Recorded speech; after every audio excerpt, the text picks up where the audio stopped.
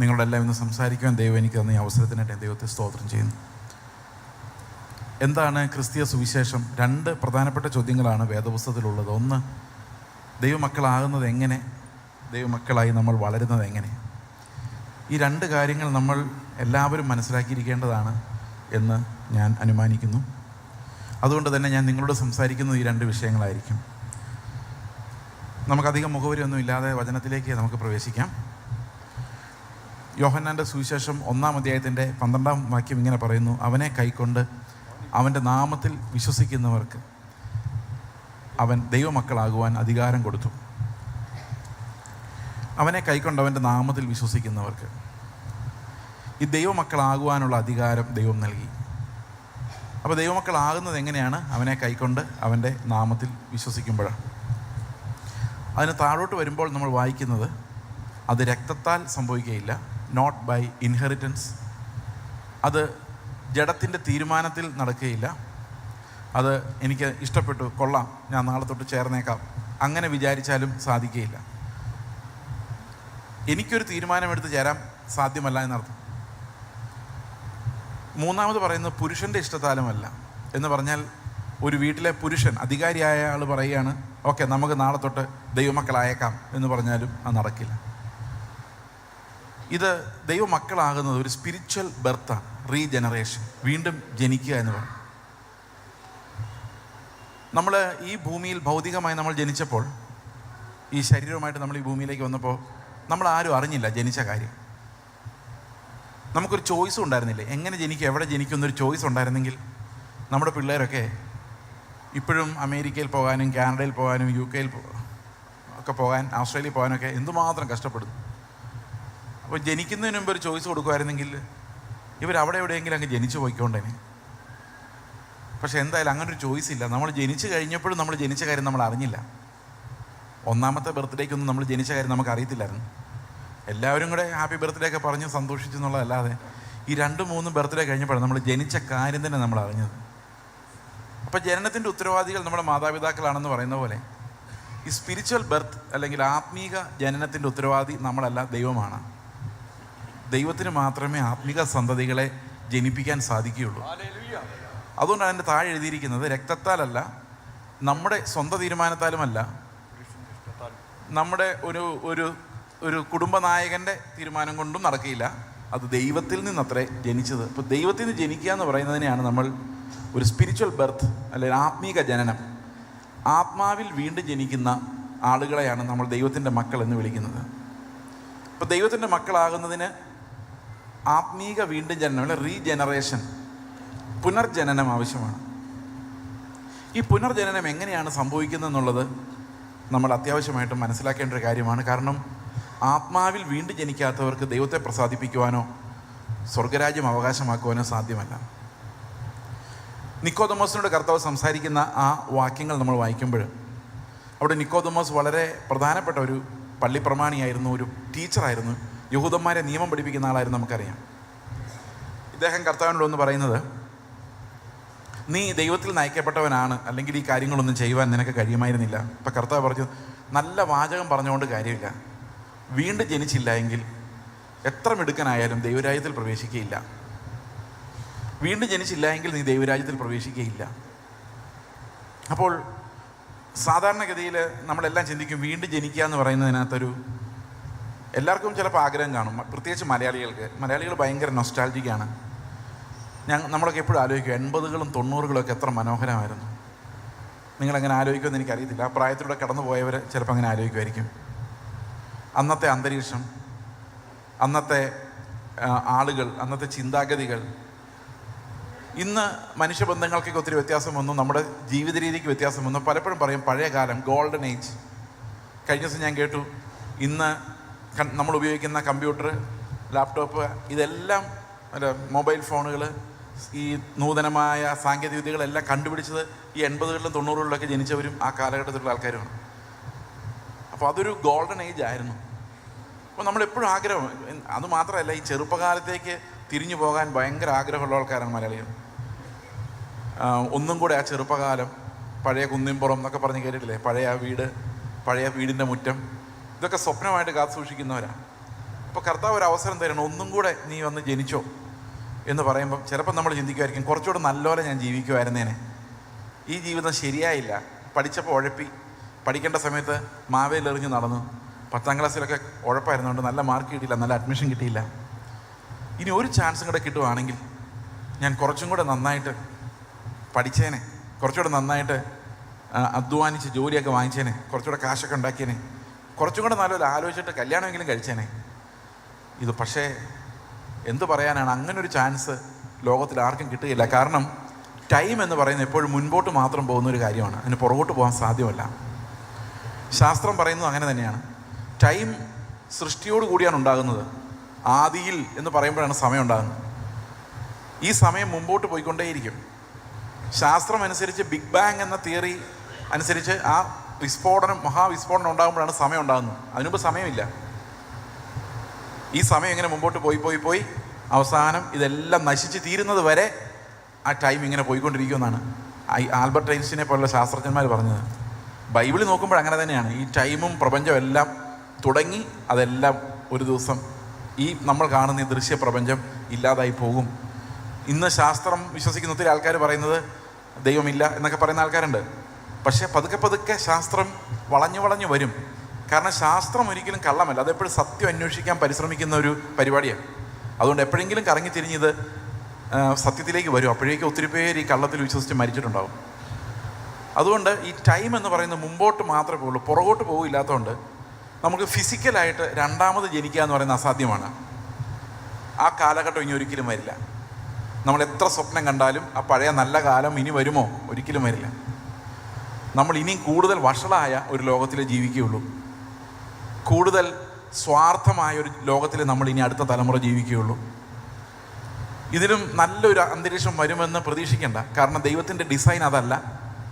ദൈവത്തിൻ്റെ ഡിസൈൻ തന്നെ ഈ നിൽക്കുന്ന ഭൂമിയും ഈ ഇന്ന് കാണുന്ന പാപത്താൽ നിറഞ്ഞ പാപത്തിൻ്റെ ശാപമേറ്റ ഈ ഭൂമി അഴിഞ്ഞു പോവുകയും പുതിയതായ ഒന്ന് ദൈവം നൽകുകയും ചെയ്യുന്നൊരു കാലം വരാൻ പോകുന്നത് കൊണ്ട് തന്നെ നമ്മൾ ഇതിനെ ഇമ്പ്രൂവ് ചെയ്യാനൊരു പരിപാടി നമ്മൾ ആലോചിക്കുക വേണ്ട. അതുകൊണ്ട് തന്നെ there is no chance of recovering time. അതൊരിക്കലും നമുക്ക് സാധ്യമല്ല. ഇപ്പോൾ നിക്കോദമോസ് ആലോചിച്ച്, ഞാൻ ഒരിക്കൽ കൂടി അമ്മയുടെ വയറ്റിൽ കിടന്ന് ജനിക്കുന്ന കാര്യമാണോ? അതെങ്ങനെ സാധിക്കും? I M an old man, how is it possible? അപ്പോൾ കർത്താവ് പറഞ്ഞു, ജഡത്താൽ ജനിച്ച എല്ലാം ജഡമാണ്.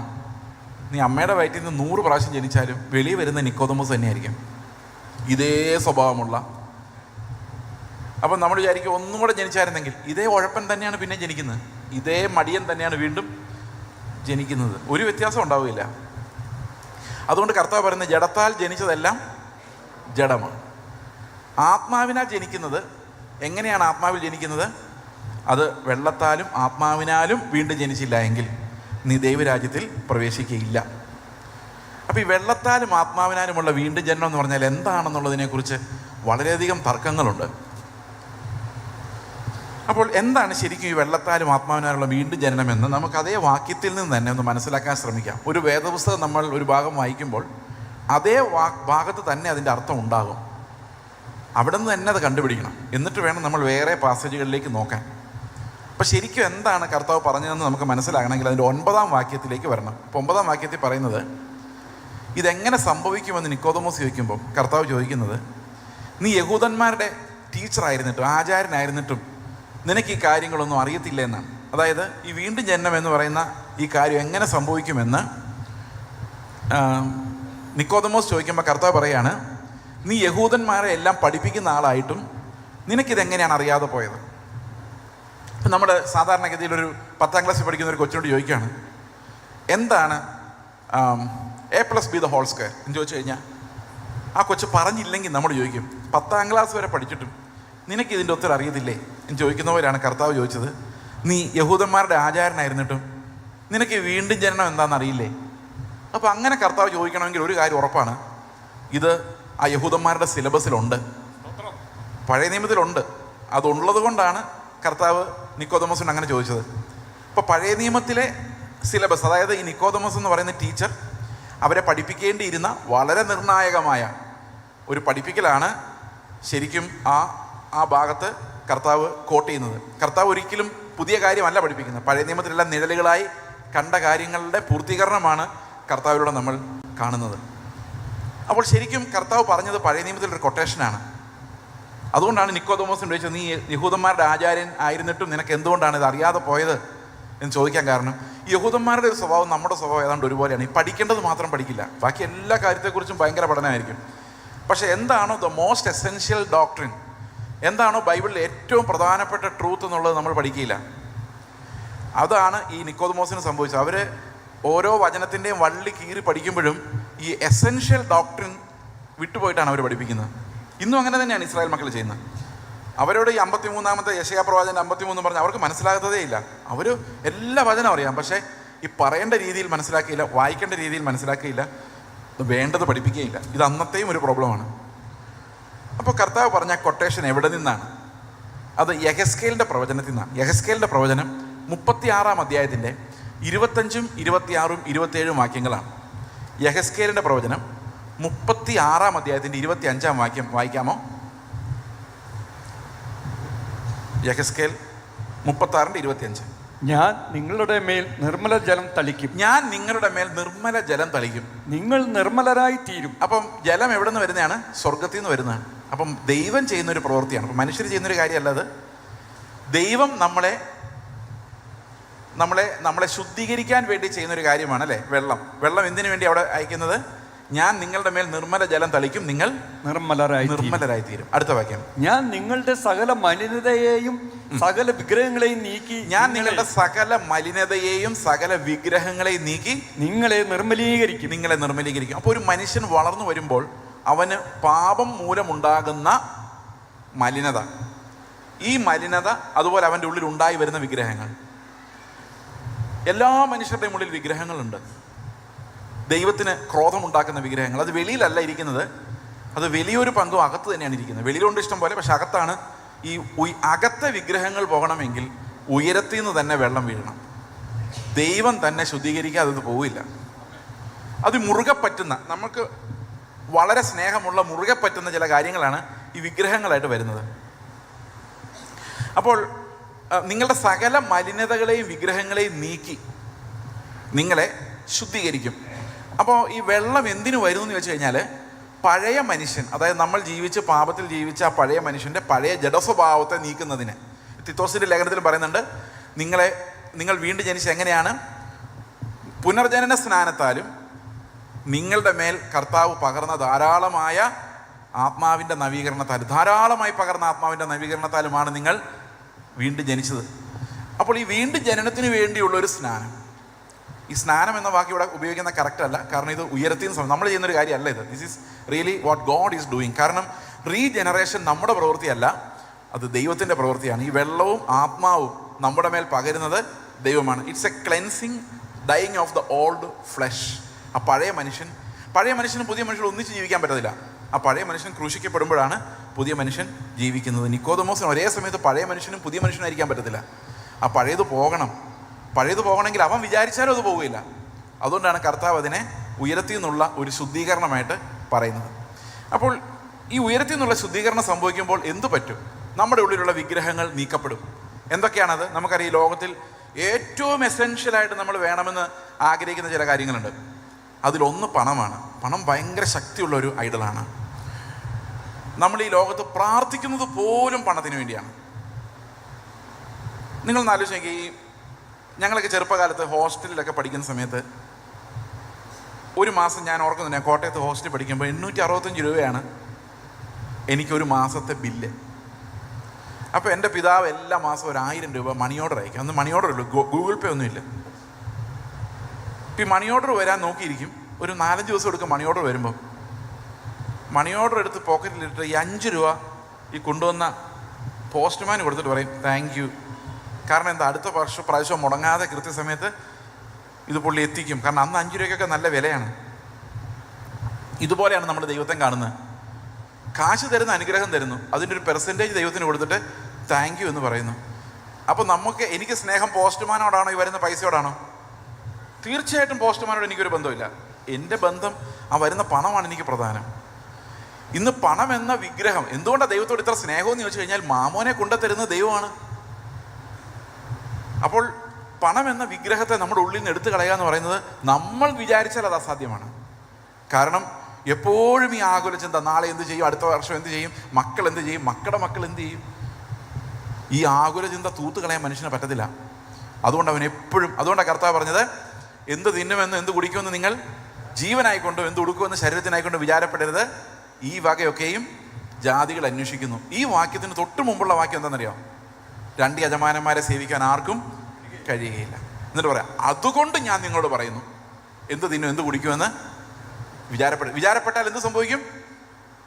ഈ രണ്ടാമത്തെ, ഇത് മാമോനെ സേവിക്കും. അത് നമ്മുടെ ഹൃദയത്തിൽ നിന്ന് പോകാൻ ഭയങ്കര ബുദ്ധിമുട്ടുള്ള ഒരു കാര്യമാണ് ഈ മാമോൻ എന്ന് പറയുന്നത്. ഈവൻ പ്രസംഗങ്ങൾ പോലും, ഈവൻ ശുശ്രൂഷകൾ പോലും ഇന്ന് ഇറ്റ്സ് ഡിഫൈൻഡ് ബൈ മണി. അപ്പോൾ ഇതെല്ലാം ഈ പണം നമ്മളെ ശുശ്രൂഷയെ, സുവിശേഷത്തെ, അല്ലെങ്കിൽ എന്താ പറയുന്നത്, സഭകളെ എല്ലാം ഗ്രസിച്ചിരിക്കുന്ന ഒരു മഹാവിഗ്രഹമാണ് ഈ പണം എന്ന് പറയുന്നത്. ഓക്കെ, ഈ രണ്ടാമത്തെ കാര്യം എന്ന് പറയുന്നത്, ഞാൻ ഇന്ന് കാണുന്ന വിദ്യാഭ്യാസം എന്ന് പറയുന്ന ഒരു സാധനമാണ്. ഈ വിദ്യാഭ്യാസം ഇല്ലാത്തവരെ ആർക്കും ബഹുമാനമില്ല. വിദ്യാഭ്യാസം നല്ല കാര്യമാണ്, പക്ഷെ അതിനകത്തൊരു ഗ്ലോറി കൊടുക്കുമ്പം അതെല്ലാം വിഗ്രഹമായിട്ട് മാറും. നമ്മളൊരാളുടെ വർത്ത് കണക്കൂട്ടുന്നത് എങ്ങനെയാണ്? ആ വർത്ത് കണക്കൂട്ടുന്ന അയാൾക്കുള്ള പണം, അയാൾക്കുള്ള വിദ്യാഭ്യാസം, അയാൾക്കുള്ള സൗന്ദര്യം, പിന്നെ എന്താ പറയുന്നത്, ജാതി, മതം, പഴയ ബാക്ക്ഗ്രൗണ്ട്, പാരമ്പര്യം, ഇതെല്ലാം കൂടെ ചേർത്താണ് ഒരാൾക്ക് വിലയിടുന്നത്. അല്ലെങ്കിൽ സൗന്ദര്യം, അല്ലെ കഴിവുകൾ, അല്ലേ? ഇതൊക്കെ മാനുഷികമാണ്. ഈ മനുഷ്യരുടെ ആ ഒരു ലെവലിൽ വെച്ചാണ് നമ്മൾ ഈ മാർക്ക് ഇടുന്നത്. അപ്പോൾ നമ്മൾ ഏറ്റവും കൂടുതൽ സ്നേഹിക്കുന്ന ഈ വക കാര്യങ്ങളെയാണ്, ഈ ജഡജീവിതം, ഈ പുറമേയുള്ള മനുഷ്യൻ്റെ ജീവിതം. ഓക്കെ, അപ്പോൾ ഇങ്ങനെയുള്ള വിഗ്രഹങ്ങളെ, അതായത് ഇതിനെ നമ്മൾ ഒടിച്ചു കളയാന്ന് പറയുന്നത് സാധ്യമല്ല. അത് ദൈവത്തിന് മാത്രമേ സാധിക്കുകയുള്ളൂ. അപ്പോൾ ഞാൻ മനസ്സിലാക്കിയൊരു കാര്യം, ഏറ്റവും വലിയ വിഗ്രഹം എന്ന് പറയുന്നത് ഞാൻ തന്നെയാണ്. എന്നെ ആൾക്കാർ ബഹുമാനിക്കും, എനിക്ക് ഭയങ്കര ഇഷ്ടമാണ്. പുകഴ്ത്തി പറയുമ്പോൾ ഞാൻ പറയാം, എന്നെ പുകഴ്ത്തി ഒന്നും പറയേണ്ട കേട്ടോ എന്ന് പറഞ്ഞാലും ഈ പുകഴ്ത്തി പറയുന്നവരുടെ എന്താണെന്നറിയില്ല, ഒരു സ്നേഹമാണ്. അതങ്ങനെയാണത്. കാരണം അതുകൊണ്ടാണ് ഈ പേരും പോസ്റ്ററിൽ ശരിക്കും പേരുണ്ടോ ഫോട്ടോ ഉണ്ടോ എന്നൊക്കെ നമ്മൾ എടുത്ത് നോക്കാൻ കാരണം, ഈ നമ്മളെന്ന വിഗ്രഹത്തെ നമ്മൾ ഒത്തിരി സ്നേഹിക്കുന്നുണ്ടോ. ഞാനെന്ന് പറയുന്ന സാധനം, ഇതെല്ലാം കൂടെ കളയുക. ഉയർത്തിന്ന് ദൈവം ചെയ്യുന്ന ശുദ്ധീകരണം എന്ന് പറയുന്നത്. അപ്പം നിങ്ങൾ വിചാരിക്കും ഇതെല്ലാം കൂടെ എങ്ങനെ പോകുന്നു? ഇത് മരണത്താലല്ലാതെ പോവില്ല. അതുകൊണ്ടാണ് നമ്മളെ നന്നാക്കാൻ ദൈവം പരിശ്രമിക്കുകയല്ല ചെയ്യുന്നത്, നമ്മുടെ പഴയ മനുഷ്യനെ ക്രൂശിക്കുകയാണ് കർത്താവ് ചെയ്യുന്നത്. We are crucified with him on the cross. അതല്ലാതെ ഇതിനെ നന്നാക്കാൻ പറ്റത്തില്ല. നമ്മൾ വിചാരിക്കുന്നു ഈ ഉപവാസ പ്രാർത്ഥനയോടെ ഞാൻ നന്നാവും, അല്ലെങ്കിൽ ഈ ഒരു കാര്യം ചെയ്തു കഴിഞ്ഞാൽ ഞാൻ നന്നാവും. ഒരിക്കലും മനുഷ്യന് നന്നാവാൻ പറ്റത്തില്ല. കാരണം എന്താണെന്ന് വെച്ച് കഴിഞ്ഞാൽ അവൻ ജഡമാണ്, പാപത്തിൽ വസിക്കുന്നവനാണ്. എന്താണ് ഈ പാപം എന്ന് കൂടെ ഞാൻ പറയാം. ഇപ്പോൾ പല ആൾക്കാരും പറയും, എന്തിനാ ഞങ്ങളോട് ഇതൊക്കെ പറയുന്നത്, ഞങ്ങൾ ചെറുപ്പം തൊട്ടേ പാപം ചെയ്യാതെ ഡീസൻ്റായിട്ട് ജീവിക്കുന്നവരാണ്, നിങ്ങൾ ഒത്തിരി പാപികൾ റോഡിലുണ്ടല്ലോ അവരോട് പറയാം. പക്ഷെ 2 കാര്യങ്ങൾ ഈ പാപത്തെക്കുറിച്ച് എനിക്ക് നിങ്ങളോട് പറയേണ്ടതുണ്ട്. അത് പറഞ്ഞാലേ സുവിശേഷം എന്താണെന്ന് മനസ്സിലാവുകയുള്ളൂ. ഒന്നാമത്തെ കാര്യം ഏദൻ തോട്ടത്തിൽ സംഭവിച്ച കാര്യമാണ്. എന്താണ് ഏദൻ തോട്ടത്തിൽ സംഭവിച്ചത്? ദൈവം അവിടെ മനുഷ്യനെ സൃഷ്ടിച്ചു, മണ്ണിൽ നിന്ന് സൃഷ്ടിച്ചു, ജീവശ്വാസം ഊതി അവൻ ജീവനുള്ളൊരു ദേഹിയായി മാറി. അപ്പോൾ നമുക്കറിയാം, ഒരു മനുഷ്യന് ശരീരമുണ്ട്, ദേഹിയുണ്ട്, ആത്മാവുണ്ട്. ഈ ദേഹിയും ആത്മാവും, ദേഹി എന്ന് പറയുന്ന മൈൻഡാണ്. നമുക്കെല്ലാവർക്കും ഒരു മൈൻഡുണ്ട്. അത് കൂടാതെ ദൈവത്തെ അറിയാൻ നമുക്ക് ആത്മാവുണ്ട്. പക്ഷെ കർത്താവ് അവരോട് പറഞ്ഞു, ഈ തോട്ടത്തിന് നടുവിൽ നിൽക്കുന്ന ഒരു വൃക്ഷത്തിൻ്റെ ഫലം നീ തിന്നാൽ, അതായത് നന്മ തിന്മകളെ തിരിച്ചറിയുന്ന വൃക്ഷത്തിൻ്റെ ഫലം നീ തിന്നാൽ നീ മരിക്കും. ഇപ്പോൾ തോട്ടത്തിൻ്റെ നടുവിൽ നിൽക്കുന്ന പഴം അവർക്ക് വിലക്കി. അപ്പോൾ ഞാൻ പലപ്പോഴും ആലോചിച്ചിട്ടുണ്ട്, ഈ നന്മ തിന്മകളെ തിരിച്ചറിയുന്ന ഫലം എന്തിനാണ് വിലക്കുന്നത്? അതൊരു നല്ല സാധനമല്ലേ? നമുക്കെല്ലാവർക്കും നന്മ തിന്മകൾ അറിയണമെന്ന് ആഗ്രഹമില്ലേ? ഒരു കുഞ്ഞുണ്ടായി വളർന്നു വരുമ്പോൾ ആ കുഞ്ഞിന് നന്മയും തിന്മയും തിരിച്ചറിയണമെന്ന് നമ്മൾ ആഗ്രഹിക്കുന്നില്ലേ? നമ്മുടെ വീട്ടിൽ അങ്ങനെ ഒരു മരം ഉണ്ടായിരുന്നെങ്കിൽ ഒരു 2-3 വയസ്സാകുമ്പോഴെങ്കിലും ആ കൊച്ചിന് ആ പഴം എത്രയും പെട്ടെന്ന് പറിച്ചു കൊടുത്താൽ ആ കുഞ്ഞ് സമാധാനമായിട്ട് എതിരെ നടന്നോളൂല്ലേ? നമുക്ക് അതിൻ്റെ പുറകെ നടക്കേണ്ട കാര്യമുണ്ടോ? ശരിക്കും പറഞ്ഞാൽ ദൈവം എന്തുകൊണ്ടാണ് അവരോട് ഈ നന്മ തിന്മകളുടെ വൃക്ഷത്തിൻ്റെ ഫലം തിന്നരുതെന്ന് പറഞ്ഞതെന്നുള്ളതിനകത്തൊരു കാരണമുണ്ട്. നന്മ തിന്മകൾ തിരിച്ചറിയുന്നത് വരെ ഒരു കുഞ്ഞ് തന്നെയല്ല ജീവിക്കുന്നത്, അത് അമ്മയുടെ അപ്പൻ്റെ കൺട്രോളിലാണ് ജീവിക്കുന്നത്. അമ്മ പറയാതെ ആ കുഞ്ഞിനൊന്നും ചെയ്യാൻ പറ്റത്തില്ല. അമ്മ ആഹാരം കൊടുക്കാതെ കഴിക്കാൻ പറ്റത്തില്ല.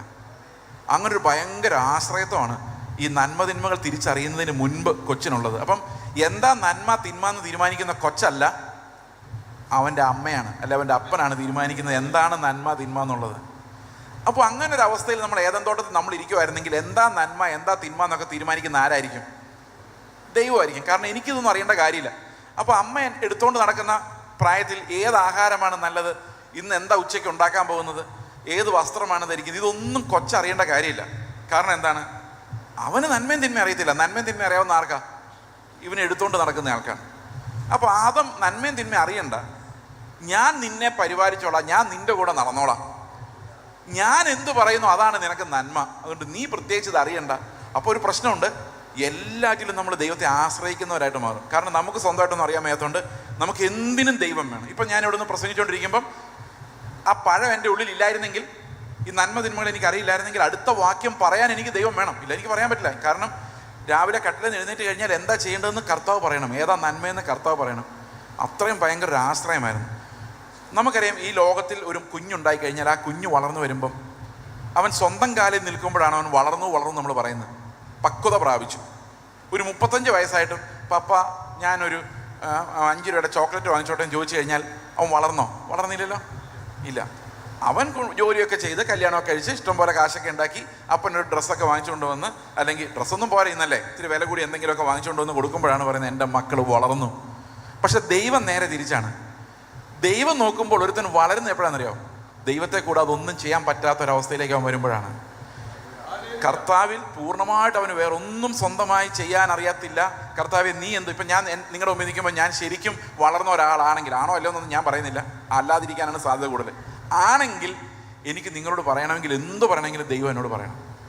അപ്പം അത്രയും വളരുക എന്ന് പറയുന്നതാണ് ഈ ശരിക്കും ടോട്ടലി ദൈവത്തെ ആശ്രയിക്കുക എന്ന് പറയുന്നതാണ് ഈ ക്രിസ്തീയ വളർച്ച എന്ന് പറയുന്നത്. അപ്പം സാത്താൻ വന്ന് ഇവനോട് പറഞ്ഞാൽ എന്നറിയോ?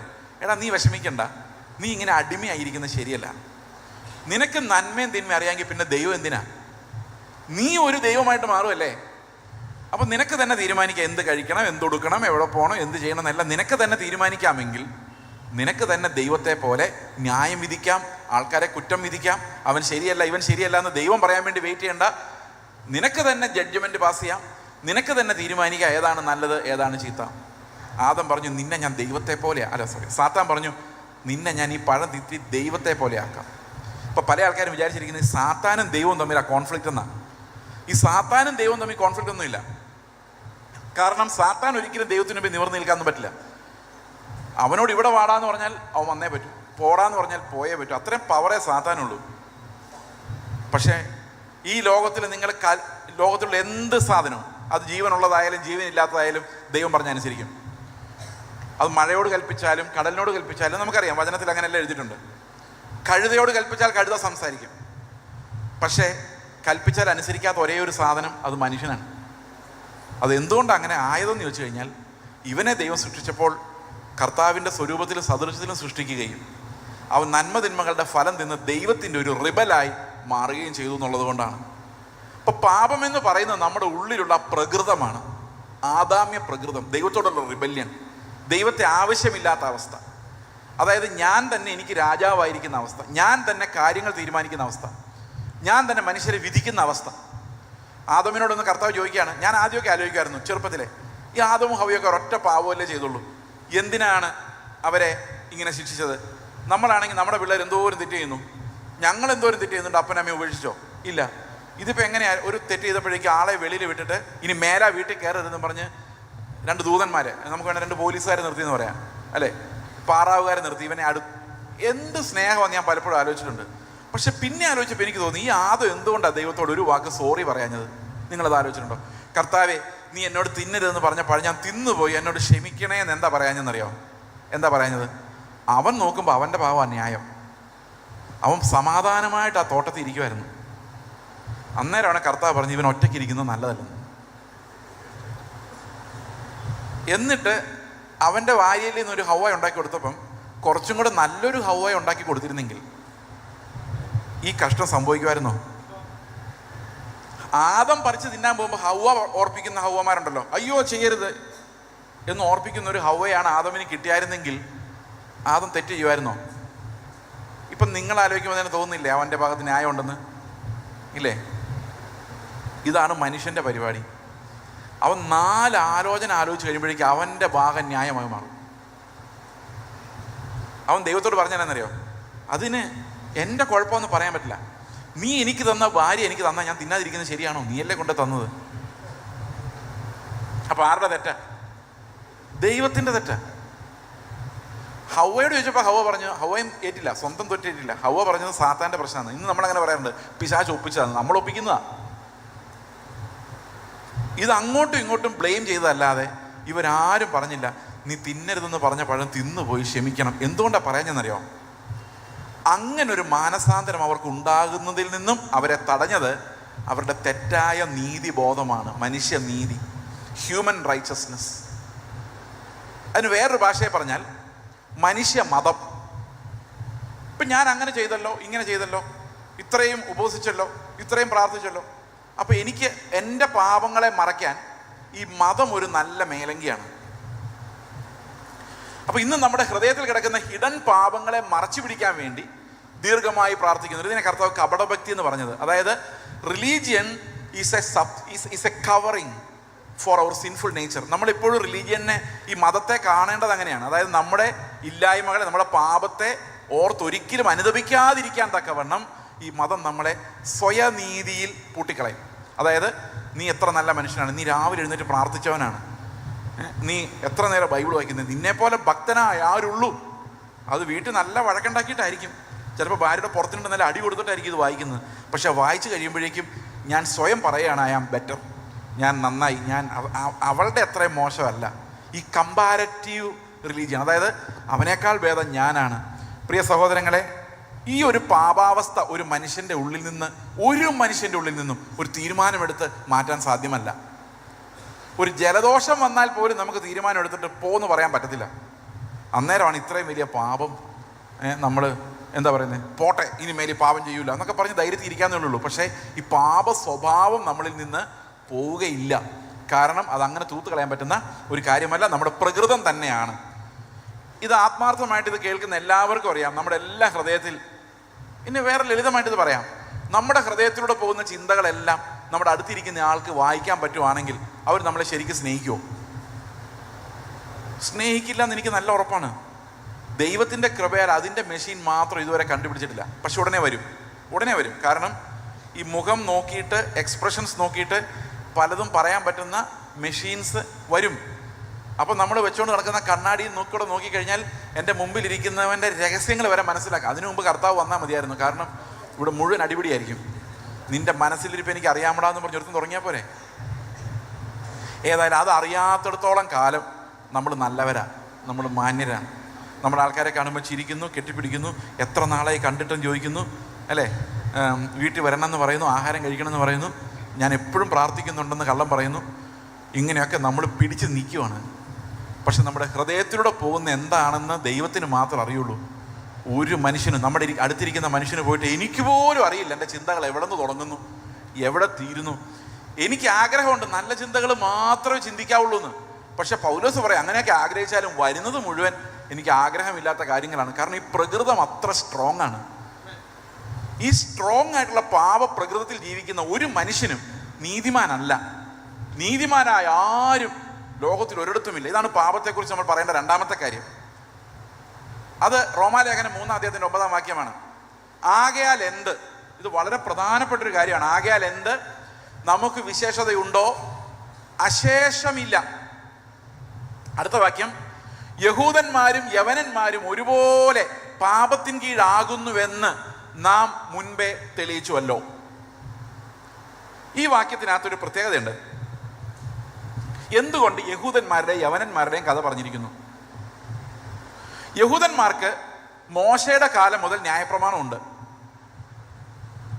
യവനന്മാരെന്ന് പറയുന്ന അന്നത്തെ ഏറ്റവും സംസ്കാരമുള്ള മനുഷ്യരാണ്. ഹ്യൂമനിസം, അതായത് ഹ്യൂമൻ കൾച്ചർ വളർന്ന ഏറ്റവും സംസ്കാര സമ്പന്നരായ ആൾക്കാരാണ്. അപ്പോൾ അവിടെ നല്ലൊരു മനസാക്ഷി ബിൽഡപ്പ് ചെയ്ത് വന്നിട്ടുണ്ട്.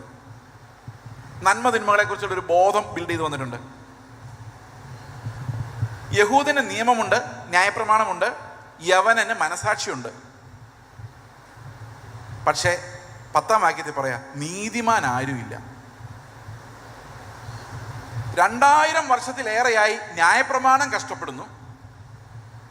മനുഷ്യരുണ്ടായി ഈ മണ്ണിൽ അധ്വാനിച്ച് ജീവിക്കാൻ തുടങ്ങിയ അന്നു മുതൽ മനസാക്ഷി കഷ്ടപ്പെടുന്നു.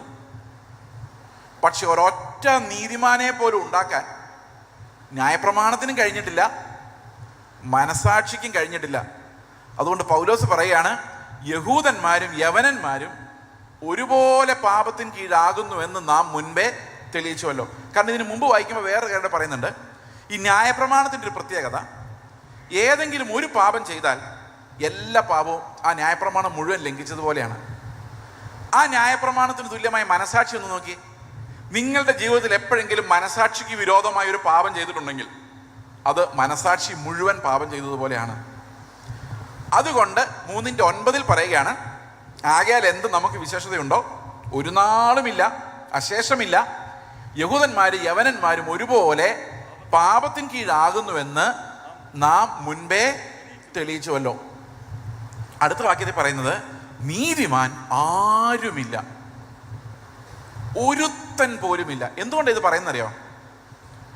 നമ്മൾ എപ്പോഴും ഇവിടെ ഇരുന്നുകൊണ്ട് ആൾക്കാർ വിചാരിക്കുന്നുണ്ട്, അങ്ങനെയല്ലല്ലോ. കുറേ ആൾക്കാർ കള്ള് കുടിച്ച് വഴക്കുണ്ടാക്കി റോഡിൽ കൂടെ നടക്കുന്നു, കുറേ ആൾക്കാർ നല്ല ഡീസൻ്റ് ആയിട്ട് ഇവിടെ ഇരിക്കുന്നു. അപ്പോൾ നമ്മൾ കുറച്ച് ബെറ്റർ അല്ലേ? അവരെക്കാളും ബെറ്റർ അല്ലേ? ബെറ്ററാണ് അല്ലേ? ഇനി നമുക്ക് ഒന്നും കൂടെ ആലോചിച്ച് നോക്കാം. ഈ കേരളത്തിൽ പണ്ട് വെളുത്ത മനുഷ്യരും കറുത്ത മനുഷ്യരും ഉണ്ടായിരുന്നു പണ്ട്.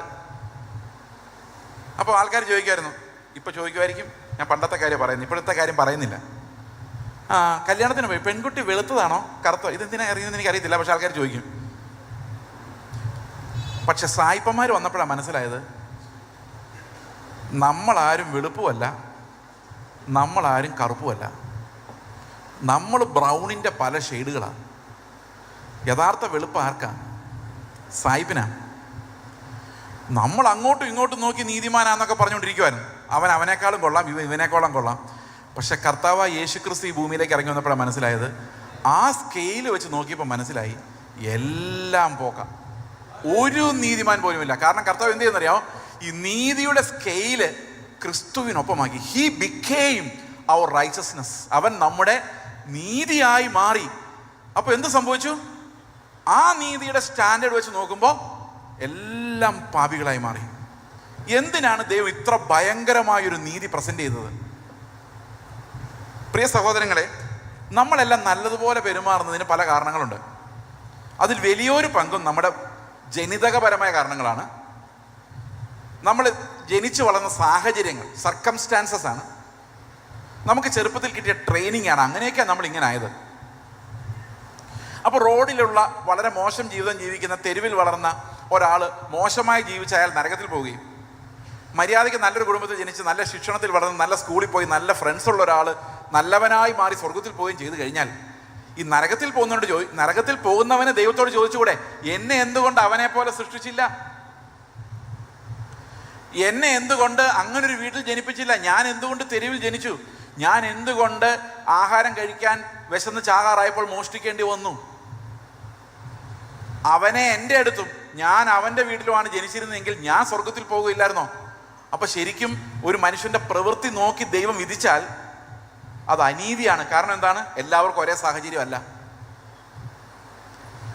ഇനി നോക്കിക്കേ, നമ്മുടെ നീതി എത്ര മിടുക്കനായാലും ക്രിസ്തുവിനെ പോലെ ആകുന്നില്ല. ഇപ്പം ഞാനൊരു ഉദാഹരണം പറയാം. ഇപ്പം നിങ്ങൾ നോക്കിക്കൊണ്ടിരിക്കുന്ന ഒരു ഉദാഹരണം. ഞാൻ നിങ്ങളുടെ ഇപ്പോൾ വചനം സംസാരിച്ചുകൊണ്ടിരിക്കുകയാണ്.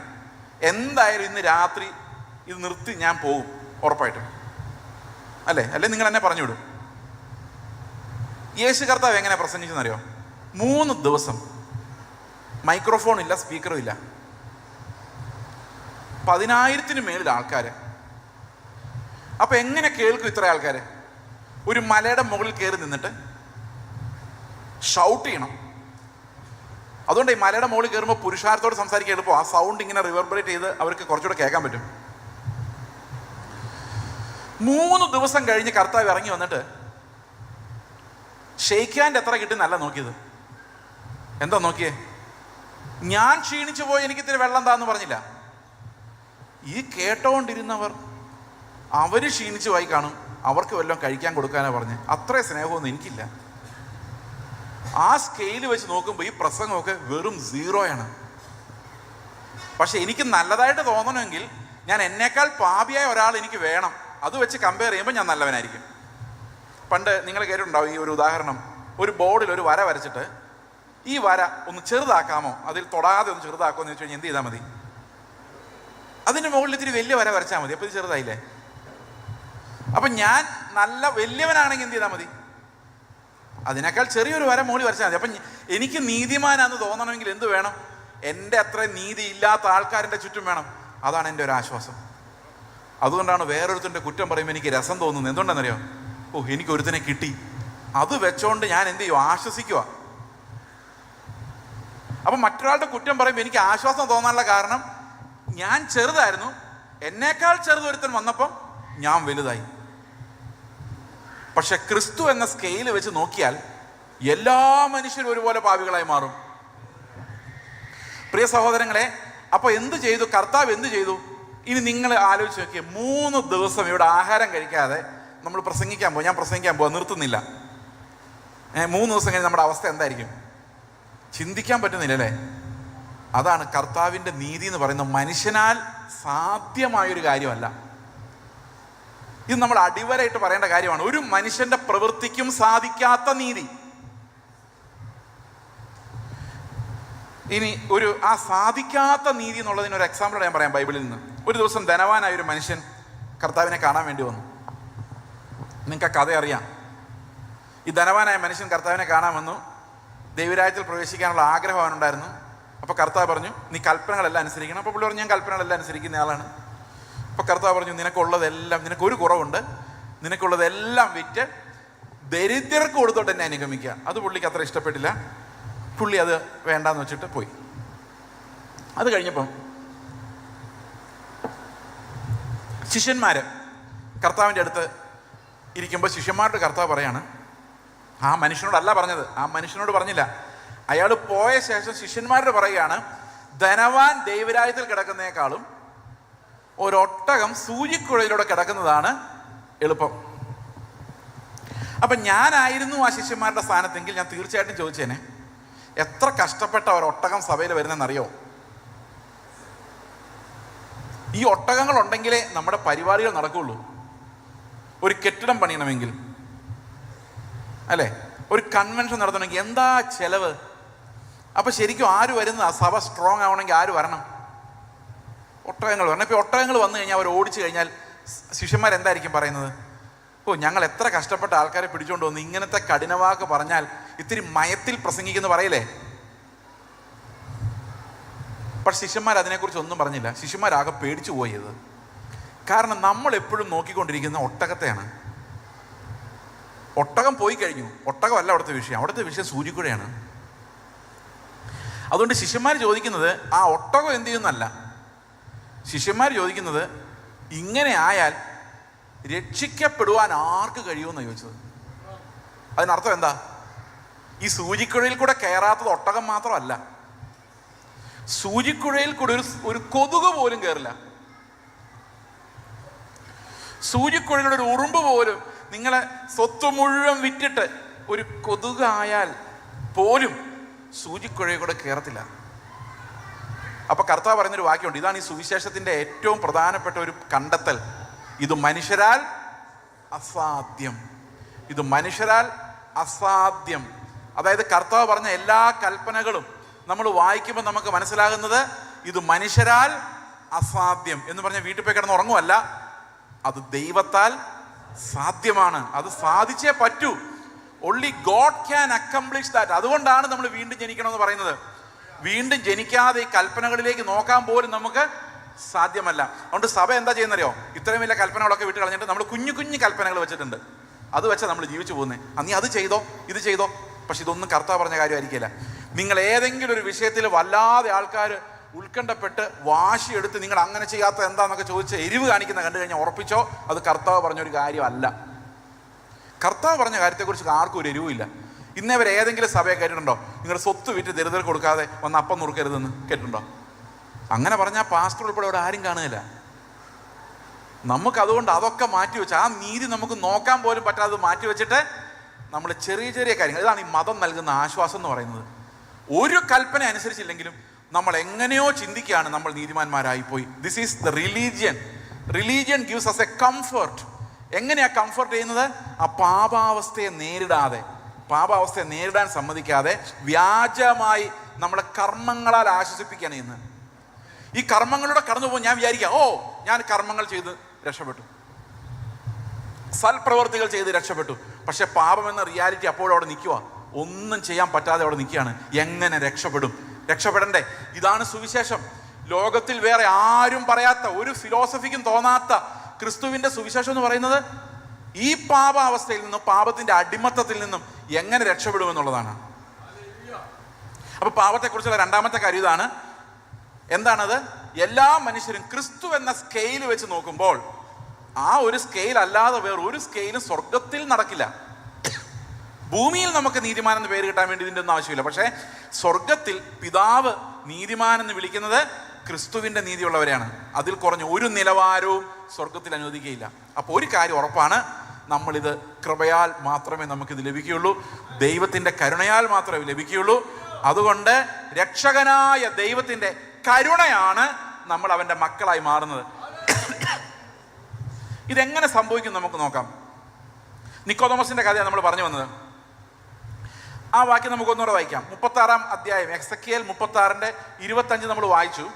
25, ഞാൻ നിങ്ങളുടെ മേൽ നിർമ്മല ജലം തളിക്കും, നിങ്ങൾ നിർമ്മലരായിത്തീരും, വിഗ്രഹങ്ങളെ നീക്കി നിങ്ങളെ നിർമ്മലീകരിക്കും. അടുത്ത വാക്യം, ഞാൻ നിങ്ങൾക്ക് പുതിയൊരു ഹൃദയം തരും. ഞാൻ നിങ്ങൾക്ക് പുതിയൊരു ഹൃദയം തരും, പുതിയൊരു ആത്മാവിനെ ഞാൻ നിങ്ങളുടെ ഉള്ളിലാക്കും. അപ്പൊ വെള്ളം കൊണ്ട് നമ്മൾ പഴയതിനെല്ലാം ഒഴിവായി ആ ജഡത്തെ ക്രൂശിച്ച മരണത്തിന് ഏൽപ്പിച്ചു കഴിഞ്ഞാൽ അടുത്ത എന്താ സംഭവിക്കുന്നത്? പുതിയൊരു ആത്മാവിനെ നിങ്ങളുടെ ഉള്ളിലേക്ക് പകരും. അപ്പൊ എന്ത് സംഭവിക്കും? കല്ലായുള്ള നിങ്ങളുടെ ഹൃദയം ഞാൻ നിങ്ങളുടെ ജഡത്തിൽ നിന്ന് നീക്കി മാംസമായൊരു ഹൃദയം ഞാൻ നിങ്ങൾക്ക് തരും. ആര് തരും? ദൈവം തരും. അപ്പൊ ആരാ നമ്മളെ വീണ്ടും ജനിപ്പിക്കുന്നത്? ആരാ പഴയതെടുത്ത് മാറ്റുന്നത്? ദൈവം. ആരാണ് പുതിയത് തരുന്നത്?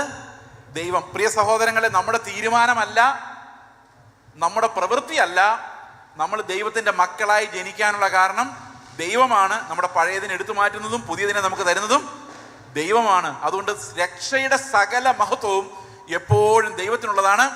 അവനെ നമ്മൾ രക്ഷകൻ എന്ന് വിളിക്കുന്നത് അതുകൊണ്ടാണ്. നമുക്ക് രക്ഷപ്പെടാൻ പറ്റത്തില്ലായിരുന്നു. God saved us through his son. അവന്റെ പുത്രനെ നമുക്ക് അയച്ചു തന്ന് ദൈവം നമ്മളെ രക്ഷിക്കുകയായിരുന്നു. അപ്പൊ എന്താണ് ഈ ഹൃദയത്തിന് വരുന്ന മാറ്റം എന്ന് നമുക്ക് നോക്കാം. നമുക്ക് പെട്ടെന്ന് നിക്കോദമോസിന്റെ അടുത്തേക്ക് മടങ്ങി വരാം. നിക്കോദമോസിന്റെ യോഹന്നാന്റെ 3-ാം അധ്യായത്തിന്റെ 7-ാം വാക്യം. യോഹന്നാൻ 3:7. ഞാൻ വീണ്ടും ജനിക്കണമെന്ന് നിങ്ങളോട് പറയൽ നിങ്ങൾ ആശ്ചര്യപ്പെടരുത്. കർത്താവ് പറയുന്നു, കാറ്റ് അതിനിഷ്ടമുള്ളിടത്ത് ഊതുന്നു. കാറ്റ് ഇഷ്ടമുള്ളിടത്ത് ഊതുന്നു. അതിന്റെ ശബ്ദം നീ കേൾക്കുന്നുവെങ്കിലും അത് എവിടെ നിന്ന് വരുന്നുവെന്നും എവിടേക്ക് പോകുന്നുവെന്നും അറിയുന്നില്ല. അടുത്ത വാക്യം, ആത്മാവിൽ ജനിച്ചവരെല്ലാം അതുപോലെയാകുന്നു. ഏതുപോലെയാകുന്നു? കാറ്റുപോലെയാകുന്നു. അത് എവിടെ നിന്ന് വരുന്നു, എങ്ങോട്ട് പോകുന്നു അറിയുന്നില്ല. ഈ കാറ്റെന്നുള്ള വാക്കിന്റെ പ്രസക്തി എന്താണ്? ആത്മാവെന്നുള്ളതിന് കാറ്റ് എന്ന വാക്കും ആത്മാവ് എന്നുള്ള വാക്കും ഗ്രീക്കിൽ ഒന്ന് തന്നെയാണ്, ന്യൂമ എന്ന് പറഞ്ഞാൽ ആത്മാവുമാണ് കാറ്റുമാണ്. നമ്മുടെ മലയാളികൾ പണ്ട് പറയില്ല, ആരെങ്കിലും മരിച്ചു പോയി എന്താ പറയുന്നത്? കാറ്റ് പോയി, അവൻ്റെ ആത്മാവ് പോയി എന്നായി പറയുന്നത്. ന്യൂമ എന്ന വാക്കാണ് ഇതിന് രണ്ടിനും ഉപയോഗിക്കുന്നത്. അപ്പൊ ന്യൂമാറ്റിക്കോസ്, ആത്മസ്വഭാവമുള്ളവൻ. എന്തിൻ്റെ സ്വഭാവമുള്ളവനാണ്? കാറ്റിൻ്റെ സ്വഭാവമുള്ളവനാണ്. ഈ കല്ലും കാറ്റും തമ്മിലുള്ള വ്യത്യാസം എന്താണ്? കല്ല് പോലുള്ളൊരു വസ്തു നമ്മൾ നോക്കി കഴിഞ്ഞാൽ ഇത് കല്ല് പോലുള്ളൊരു വസ്തുവാണ്.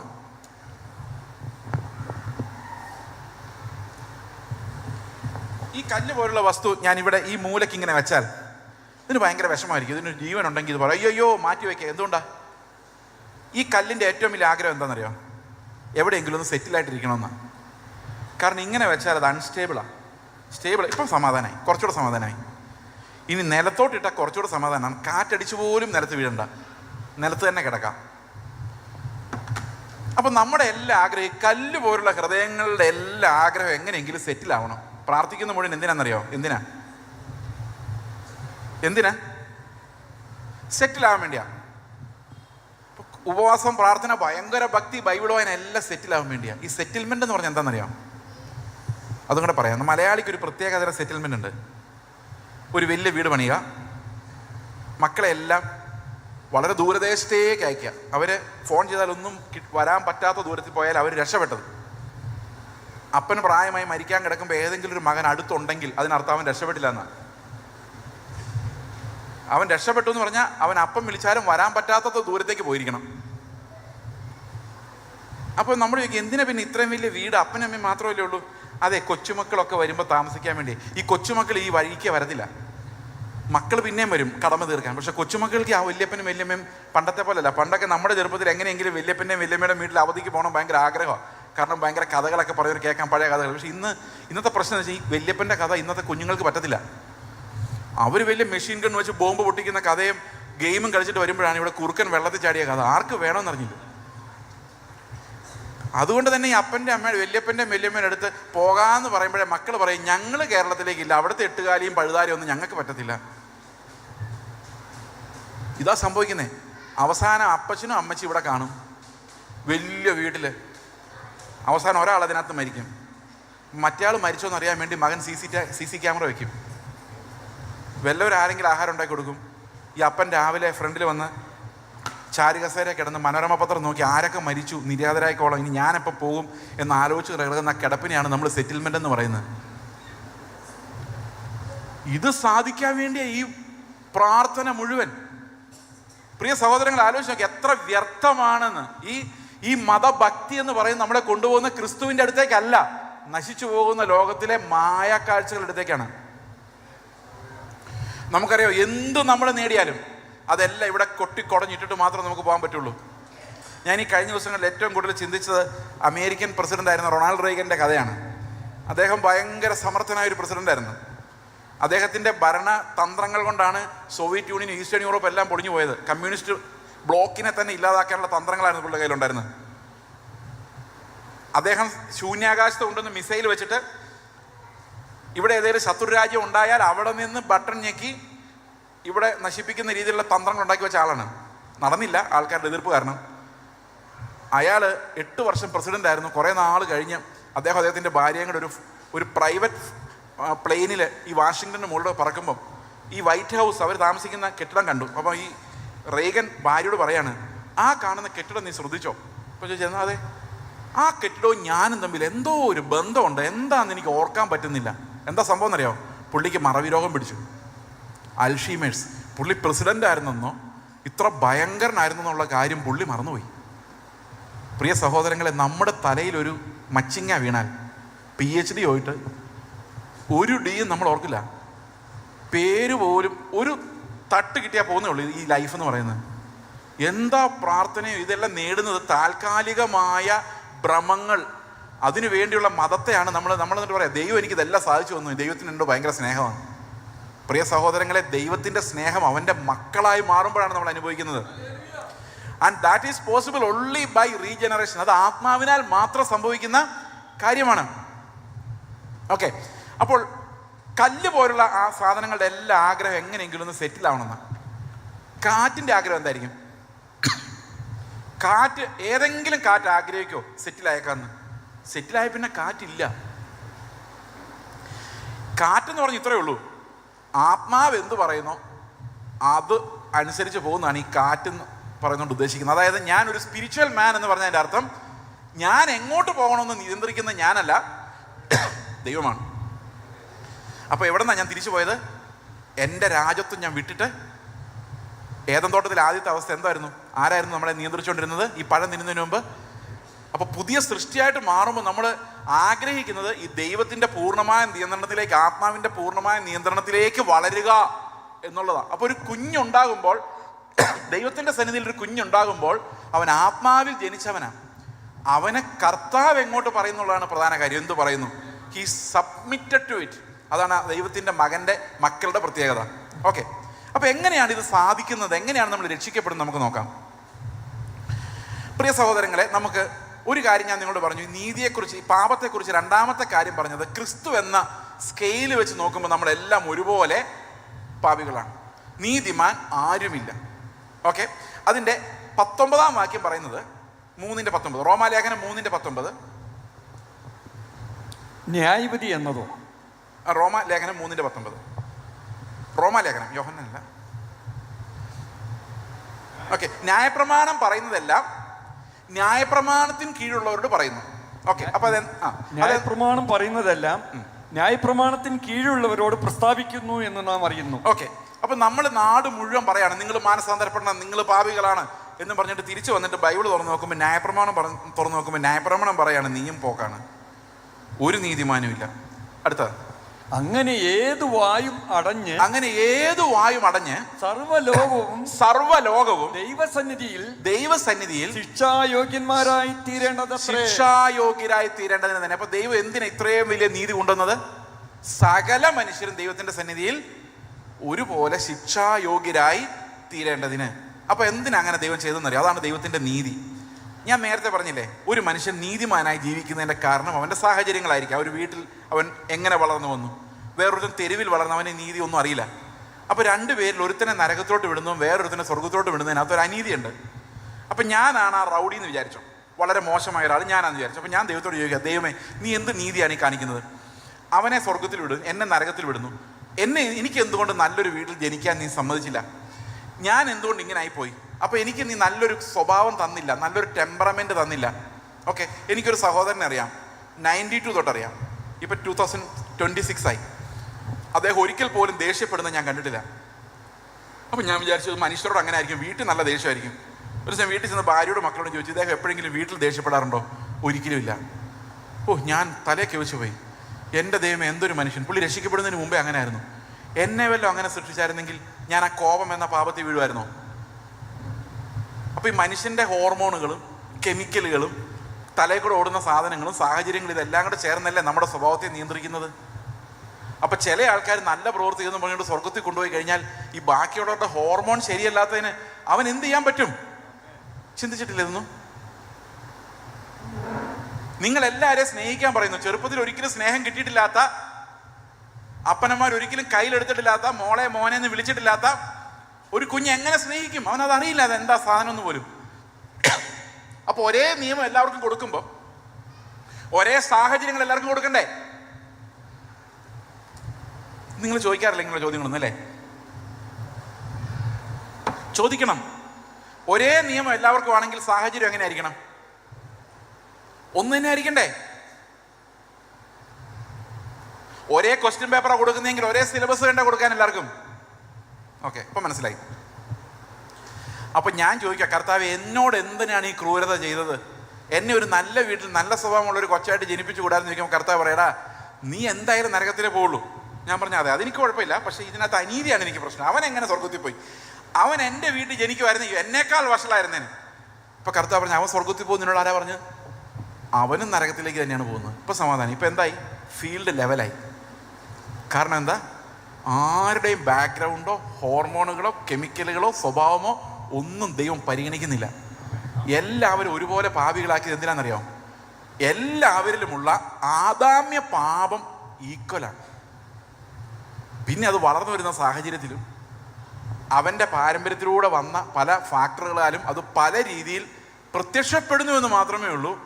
അപ്പോൾ ദൈവത്തിൻ്റെ സിംഹാസനത്തിൽ നോക്കുമ്പോൾ എല്ലാ മനുഷ്യരും മരണയോഗ്യരും എല്ലാ മനുഷ്യരും ഒരുപോലെ പാപികളുമാകാൻ വേണ്ടി ദൈവം എന്ത് ചെയ്തു? ഒരു പുതിയ നീതി, അവൻ്റെ പുത്രൻ എന്ന നീതിയെ വെളിപ്പെടുത്തി. എത്രവർക്ക് മനസ്സിലായത്? അപ്പൊ സുവിശേഷം അവിടെയാണ് വ്യത്യസ്തമാകുന്നത്. ലോകത്തിലെ ഏത് സിസ്റ്റത്തിലേക്ക് നിങ്ങൾ നോക്കിയാലും ആ സിസ്റ്റം എല്ലാം പറയുന്നത് മര്യാദയ്ക്ക് ജീവിക്കുക, നല്ലപോലെ ജീവിച്ചാൽ, കർമ്മം ചെയ്താൽ, അല്ലെ, സൽക്കർമ്മം ചെയ്താൽ എന്നാ. പക്ഷെ ഒരു കാര്യമുണ്ട്, ഈ സൽക്കർമ്മം ചെയ്യണമെങ്കിൽ ആ മനുഷ്യൻ ആദ്യം നന്നാവണ്ടേ? ആ മനുഷ്യനൊരു ഒരു റീജനറേഷൻ സംഭവിക്കണ്ടേ? ആ മനുഷ്യന്റെ സാഹചര്യങ്ങൾ ശരിയാകണ്ടേ? അല്ലേ, ഞാൻ പറയുന്നത് മനസ്സിലാവുന്നുണ്ടല്ലോ? അപ്പോൾ വേദപുസ്തകത്തിൽ മാത്രമാണ് അതിനൊരു ഉത്തരമുള്ളത്, മനുഷ്യരാലല്ല. അപ്പോൾ കൃത്യമായി മനുഷ്യന്റെ പ്രവൃത്തികളാലുമല്ല, ദൈവത്തിന്റെ കരുണയാൽ എന്ന് വരുമ്പോൾ കർത്താവ് പറയാണ്, മോനെ നീയും പോക്കാണ് അവനും പോക്കാണ്, പക്ഷെ എൻ്റെ വാഗ്ദത്തം എന്താണെന്നറിയോ? നിങ്ങളിൽ ആരെന്നെ വിശ്വസിച്ചാലും ഞാൻ നിന്നെ രക്ഷിക്കാം. ഇപ്പം നിയമം ഒന്നായില്ല, എല്ലാവർക്കും നിയമം ഒന്നായി. അപ്പൊ ദൈവത്തിന്റെ നീതി എന്ന് പറയുന്നത് പ്രവൃത്തി വെച്ച ഒരാളെ സ്വർഗത്തിൽ കൊണ്ടുപോകുന്നതാണോ അതോ വിശ്വസിക്കുന്നവരെ സ്വർഗത്തിൽ കൊണ്ടുപോകുന്നതാണോ? ദൈവത്തെ സംബന്ധിച്ച് നീതി വിശ്വസിക്കുന്നവരെ കൊണ്ടുപോകുന്നതാണ്, അല്ലെ? പ്രവർത്തിക്കുന്നവരെ കൊണ്ടുപോയിരുന്നെങ്കിൽ അതൊരു അനീതിയായി മാറുമായിരുന്നു. അതാണ് പൗലോസ് പറയുന്നത്. അടുത്ത വാക്യം വായിച്ചേ. ന്യായപ്രമാണത്തിന്റെ പ്രവൃത്തികളാൽ, അതുകൊണ്ട് ന്യായപ്രമാണത്തിന്റെ പ്രവൃത്തികളാൽ ഒരു ജഡവും അവന്റെ സന്നിധിയിൽ നീതീകരിക്കപ്പെടുകയില്ല. ന്യായപ്രമാണത്താൽ. ഓക്കെ, എന്തുകൊണ്ടാണ് അത് വരുന്നത്? നമുക്കറിയാം, ന്യായപ്രമാണം എന്ന് പറയുന്നത് നമ്മോട് പറയുന്ന പല കാര്യങ്ങളുണ്ട്. കൊല ചെയ്യരുത്, വ്യഭിചാരം ചെയ്യരുത്, മോഷ്ടിക്കരുത്, അല്ലെ, കള്ളസാക്ഷ്യം പറയരുത്, ഇങ്ങനെയുള്ള അനേകം കാര്യങ്ങൾ പറയുന്നുണ്ട്. ഈ ന്യായപ്രമാണം കൊണ്ട് ഒരു വലിയ പ്രയോജനമുണ്ട്. എന്താ പ്രയോജനം എന്നറിയോ? ഒന്നാമത്തെ പ്രയോജനം എന്ന് പറയുന്നത് ഇങ്ങനെയുള്ള അധമ പാപങ്ങളെ ഒരു പരിധി വരെ തടയാൻ, പേടിപ്പിച്ച് തടയാൻ ന്യായപ്രമാണത്തിന് കഴിഞ്ഞിട്ടുണ്ട്. അതുമാത്രമല്ല, ഈ പാപം എന്തുമാത്രം ഉണ്ടെന്ന് ഒരു മനുഷ്യന് മനസ്സിലാക്കാനും അതിനൊന്ന് മെഷർ ചെയ്ത് കാണിക്കാനും ഈ ന്യായപ്രമാണം പ്രയോജനപ്പെട്ടിട്ടുണ്ട്. അപ്പോൾ നീതിമാനല്ലാത്ത ഒരു മനുഷ്യനെ അനുസരിപ്പിക്കണമെങ്കിൽ എന്ത് വേണ്ടി വരും? ഒന്നുകിൽ അവൻ എന്തെങ്കിലും കൊടുത്ത് മോഹിപ്പിക്കണം, അല്ലെങ്കിൽ അവന് നല്ല പേടിപ്പിക്കണം, അല്ലേ? അപ്പോൾ പല ആൾക്കാരും പാപം ചെയ്യാതിരിക്കുന്നത് എന്തുകൊണ്ടാ? പേടിച്ചിട്ടാ. ഞാനൊരു കഥയും കൂടെ പറയാം, ഇപ്പം ഇത് മനസ്സിലാവും. ഒരപ്പന് 2 മക്കളുണ്ടെന്നിരിക്കട്ടെ. ഈ 2 മക്കളിൽ ആദ്യത്തെ മകൻ ഭയങ്കര തൻ്റെയും ധിക്കാരിയും അനുസരണം കെട്ടവനുമാണെന്ന് വിചാരിക്കാം. രണ്ടാമത്തെ മകൻ ഭയങ്കര അനുസരണമുള്ളവനും സാധുവായൊരു മനുഷ്യനാണെന്ന് വിചാരിക്കാം. അപ്പോൾ ഒരു ദിവസം അപ്പൻ മൂത്ത മോനോട് പറയാണ്, എടാ, ഞാൻ വെളിയിൽ പോകുന്ന സമയത്തേക്ക് നീ ഈ വീടെല്ലാം ഒന്ന് അടിച്ചു വാരി ക്ലീൻ ആക്കിയിട്ടേക്കണം. അപ്പോൾ മൂത്ത മോൻ പറയും, എനിക്ക് സൗകര്യമില്ല, എനിക്ക് വേറെ പണിയുണ്ട്, അപ്പം പറയുന്നത് അനുസരിക്കാൻ എന്നെ കൊണ്ട് പറ്റത്തില്ല. അപ്പം അപ്പൻ ഇത് അനുസരിപ്പിച്ചേ പറ്റുള്ളൂ. അപ്പം പറഞ്ഞു, നീ ഇത് അനുസരിക്കുവാണെങ്കിൽ ഞാൻ നിനക്ക് കുറച്ച് ചോക്ലേറ്റ് തരാം, അല്ല 500 രൂപ തരാം, ഒരു ഗിഫ്റ്റ്. അപ്പം മോൻ പറഞ്ഞു, എനിക്ക് നിങ്ങളുടെ പൈസയും വേണ്ട, ഞാൻ അനുസരിക്കാൻ എനിക്ക് സൗകര്യമില്ല. അപ്പോൾ അടുത്ത നമ്പർ അപ്പൻ ഇറക്കി, ഇന്ന് ഞാൻ 4 മണിയാവുമ്പോൾ വരുമ്പോഴേക്ക് നീ ഇത് അടിച്ചു വാരിയിട്ടില്ലെങ്കിൽ എനിക്കിങ്ങനൊരു മകനില്ല, ഞാൻ നിന്നെ ഇറക്കി വിടും. അപ്പോൾ ഇവൻ ആലോചിച്ചു, എനിക്ക് 16 വയസ്സ് 15 വയസ്സ് പ്രായമുള്ളൂ, എന്നെ അപ്പൻ ഇറക്കി വിട്ടാൽ ഞാൻ എങ്ങനെ പോയി ജീവിക്കും? എന്ത് ചെയ്യാനാണ്? വിതയ്ക്കാത്തിടന്ന് കൊയ്യുകയും വിതറാത്തിടന്ന് ചേർക്കുകയും ചെയ്യുന്ന ദുഷ്ടനായ എൻ്റെ അപ്പൻ പറഞ്ഞ അനുസരിച്ചില്ലെങ്കിൽ എൻ്റെ കാര്യം പോക്കാം, അനുസരിച്ചേക്കാം. അവൻ നല്ലപോലെ അനുസരിച്ച് അടിച്ചു വാരിയിട്ടു. രണ്ടാമത്തെ മകൻ ഒരു ദിവസം ഇങ്ങനെ ആലോചിക്കുകയാണ്, എൻ്റെ അപ്പനും അമ്മേനെ എന്തുമാത്രം സ്നേഹിക്കുന്നത്, ഞാൻ ഒന്നും അവർക്ക് വേണ്ടി ചെയ്യുന്നില്ലല്ലോ. അപ്പോൾ അവൻ തന്നെ റെഡിയായി എഴുന്നേറ്റ് അടിച്ചു വാരിയിടുന്നു. 2 പേര് ചെയ്ത ഒരേ പണിയാണ്. ന്യായപ്രമാണം എന്ത് ഡിമാൻഡ് ചെയ്തോ അത് ചെയ്തു. പക്ഷെ നീതിമാൻ അതിലൊരാളെ ഉണ്ടായിരുന്നുള്ളൂ. അതെങ്ങനെ അയാൾ നീതിമാനായത്? ന്യായപ്രമാണം അനുസരിച്ചുകൊണ്ടാണോ? അല്ല, അവൻ്റെ ഹൃദയം നന്നായിരുന്നത് കൊണ്ടാണ്. ഒരു മനുഷ്യനെ ദൈവം നീതിമാനാക്കുന്നത് ന്യായപ്രമാണത്തിൻ്റെ അനുസരണത്തിലൂടെ അല്ല, ഹൃദയത്തിൻ്റെ പരിച്ഛേദനയിലൂടെയാണ്. പഴയത് ഉരിഞ്ഞുപോയി പുതിയത് ധരിക്കുന്ന ഒരാൾ മാത്രമേ നീതിമാനാകുന്നുള്ളൂ.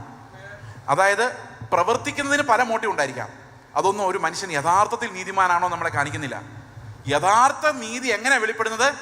ഭയമില്ലാത്തടത്ത്, പ്രലോഭനമില്ലാത്തടത്ത് അവൻ ഒറ്റയ്ക്ക് വിട്ടാലും അവൻ അങ്ങനെ തന്നെ ആയിരിക്കും. കാരണം അത് അവൻ്റെ സ്വഭാവമാണ്. അങ്ങനെയുള്ളവരെ മാത്രമേ, ഹൃദയത്തിനകത്ത് നീതിയുള്ളവരെ മാത്രമേ ദൈവം നീതിമാനെന്ന് വിളിക്കുന്നുള്ളൂ. ഇനി നമുക്ക് ഈ നീതി എങ്ങനെയാണ് നമുക്ക് ദൈവം തരുന്നത് നമുക്ക് നോക്കാം. അടുത്ത വാക്യം 21-ാം വാക്യം. 21. ഇപ്പോഴോ ദൈവത്തിന്റെ നീതി, ഇപ്പോഴോ ദൈവത്തിന്റെ നീതി വിശ്വസിക്കുന്ന എല്ലാവർക്കും യേശുക്രിസ്തുവിങ്കലെ വിശ്വാസത്താലുള്ള ദൈവനീതി, യേശുക്രിസ്തുവിങ്കലെ വിശ്വാസത്താലുള്ള ദൈവനീതി തന്നെ ന്യായപ്രമാണം കൂടാതെ വെളിപ്പെട്ടു വന്നിരിക്കുന്നു. ന്യായപ്രമാണം കൂടാതെ വെളിപ്പെട്ടു വന്നിരിക്കുന്നു. അപ്പം ന്യായപ്രമാണം കൂടാതെ ഒരു നീതി ദൈവം വെളിപ്പെടുത്തിയിരിക്കുന്നു. അത് എങ്ങനെ സംഭവിക്കുന്നത്? അത് വിശ്വാസത്താലാണ് സംഭവിക്കുന്നത്. അടുത്ത വാക്യം. അതിന് ന്യായപ്രമാണവും പ്രവാചകന്മാരും സാക്ഷ്യം പറയുന്നു. ഒരു വ്യത്യാസവുമില്ല. എല്ലാവരും പാപം ചെയ്ത് ദൈവ തേജസ് ഇല്ലാത്തവരായി തീർന്നു. എല്ലാവരും പാപം ചെയ്ത് ദൈവ തേജസ് ഇല്ലാത്തവരായി മാറി. ആർക്കും ഒരു വ്യത്യാസവുമില്ല. അതുകൊണ്ട് ദൈവം എന്ത് ചെയ്തു? അടുത്ത വാക്യം. അവന്റെ കൃപയാൽ. അപ്പോൾ നമ്മൾ എങ്ങനെ നീതിമാന്മാരായത്? പ്രവൃത്തി നോക്കിയാൽ ഒരുത്തനുമില്ല. അതുകൊണ്ട് ദൈവം എന്ത് ചെയ്തു? അവന്റെ കൃപയാൽ, ക്രിസ്തു യേശുവിലെ വീണ്ടെടുപ്പ്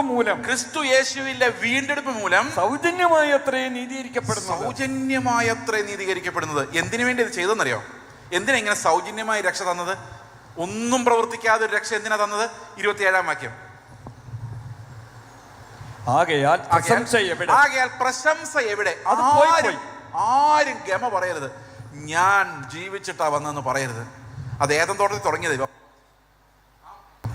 ദൈവത്തിന് മുമ്പിൽ ഒരു മനുഷ്യനും വമ്പ് പറയാതിരിക്കാൻ വേണ്ടി, പ്രശംസ എടുത്തു കളയാൻ വേണ്ടി ദൈവം എന്ത് ചെയ്തു? എല്ലാവർക്കും ഫ്രീ ആയിട്ട് കൊടുത്തു. ആർക്കും പ്രശംസിക്കാനില്ല. വായിച്ചേ. അത് പോയി. എന്ത് പോയി? നമ്മുടെ പ്രശംസകൾ പോയി. നമ്മൾ ചെയ്ത ഒരു കർമ്മത്താലുമല്ല, യാതൊന്നിനാലുമല്ല, അത് സൗജന്യമായി നമുക്ക് ലഭിച്ചതുകൊണ്ട് നമ്മുടെ പ്രശംസകളെല്ലാം പോയി. അടുത്തത്. അത് മാർഗത്താൽ, കർമ്മമാർഗത്താലോ? അത് ഏത് മാർഗത്താൽ പോയി? കർമ്മമാർഗത്താൽ പോകുവോ? പ്രശംസ പോകുവോ? ഇല്ല. അല്ല, വിശ്വാസ മാർഗത്താൽ അത്രേ. വിശ്വാസ മാർഗത്താൽ തന്നെ. അപ്പൊ മനുഷ്യന്റെ പ്രശംസ എടുത്തു കളയണമെങ്കിൽ എന്ത് വേണം? കർമ്മമാർഗത്താൽ സാധ്യമല്ല. അതുകൊണ്ട് ദൈവം എന്ത് ചെയ്തു? ഒരു വിശ്വാസ മാർഗം ഉണ്ടാക്കി. പ്രിയ സഹോദരങ്ങളെ, ഇന്ന് വിശ്വാസ മാർഗമെന്ന് പറഞ്ഞ് വിശ്വസിക്കുന്നവർ പോലും സംശയിച്ച് വീണ്ടും കർമ്മങ്ങളിലേക്ക് തിരിയുന്ന ഒരു കാലഘട്ടമാണ്. അതുകൊണ്ട് പൗലോസ് എടുത്തു പറയുന്നു, കർമാചാരങ്ങളാലല്ല വിശ്വാസത്താൽ മാത്രം. കാരണം ഒരു മനുഷ്യനും പുകഴുവാൻ ദൈവം സമ്മതിക്കുകയില്ല. ഞാൻ ഈ വായിച്ചതെല്ലാം വചനത്തിൽ അതുപോലെ എഴുതിയിരിക്കുന്ന കാര്യങ്ങളാണ്. അടുത്ത വാക്യം. അങ്ങനെ മനുഷ്യൻ ന്യായപ്രമാണത്തിന്റെ പ്രവൃത്തി കൂടാതെ ന്യായപ്രമാണത്തിന്റെ പ്രവൃത്തി കൂടാതെ വിശ്വാസത്താൽ തന്നെ നീതീകരിക്കപ്പെടുന്നു. വിശ്വാസത്താൽ തന്നെ, ന്യായപ്രമാണത്തിന്റെ പ്രവൃത്തി കൂടാതെ വിശ്വാസത്താൽ തന്നെ നീതീകരിക്കപ്പെടുന്നു എന്ന് നാം അനുമാനിക്കുന്നു. അപ്പം ഇത് നമുക്ക് വിശ്വസിക്കാൻ ഇത്തിരി പ്രയാസം. ഇതെങ്ങനെ സാധിക്കും? എന്താണ് വിശ്വസിക്കേണ്ടത്? എങ്ങനെയാണ് നമ്മൾ നീതിമാന്മാരാകുന്നത്? ഇത് മനസ്സിലാക്കിയെടുക്കാൻ ഭയങ്കര ബുദ്ധിമുട്ടാണ്.